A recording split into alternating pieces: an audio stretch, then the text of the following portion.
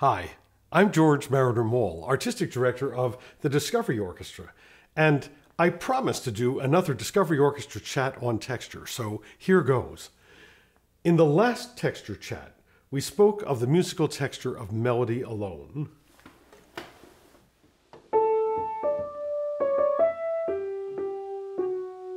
And we spoke of the texture of melody with chords, in which the chords have a different rhythm than the melody, you may remember.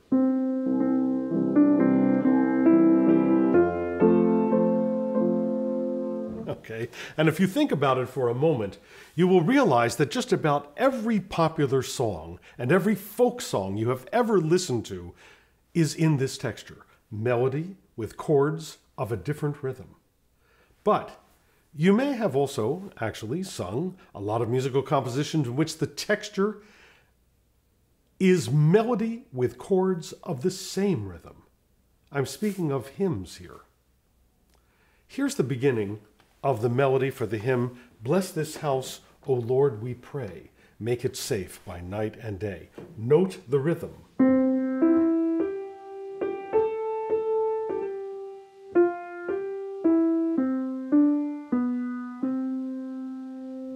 Here we have the rhythm.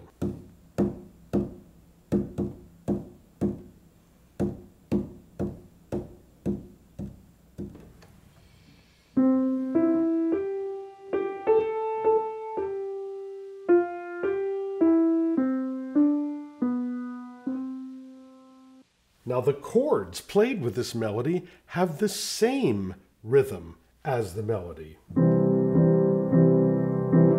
That same rhythm. Listen to the whole thing together.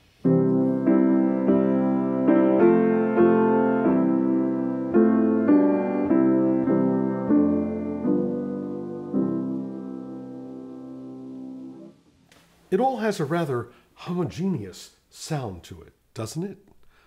And that's perhaps why this texture is given the musical term homophonic texture.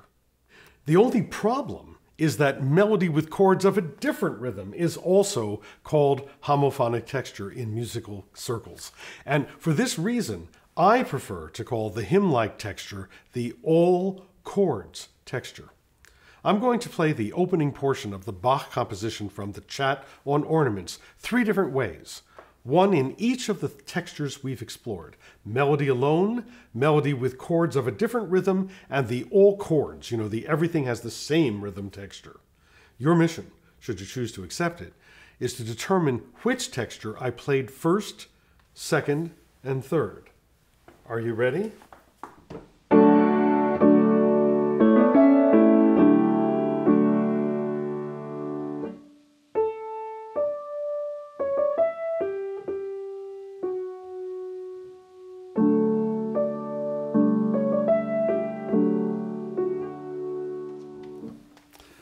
How'd you do?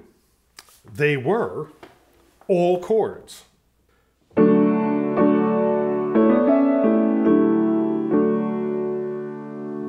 Melody alone.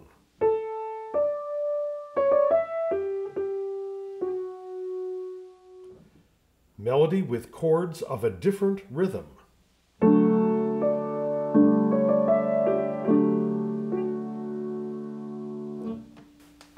Why do we want to help you make these distinctions? Well, certainly not because we hope that you'll play a game of Name That Texture with your friends. As always, at the Discovery Orchestra, we believe that the more detail we notice, the more pleasure you can receive from music listening. We hope that you will notice these details in music and enjoy them as they're happening. And besides, composers often change texture at will, just for the emotional effect these texture changes will create. Listen to the opening of this incidental piece of music written by the Norwegian composer Edvard Grieg. He called this one the Dance of the Elves. Let's examine the structures of the textures.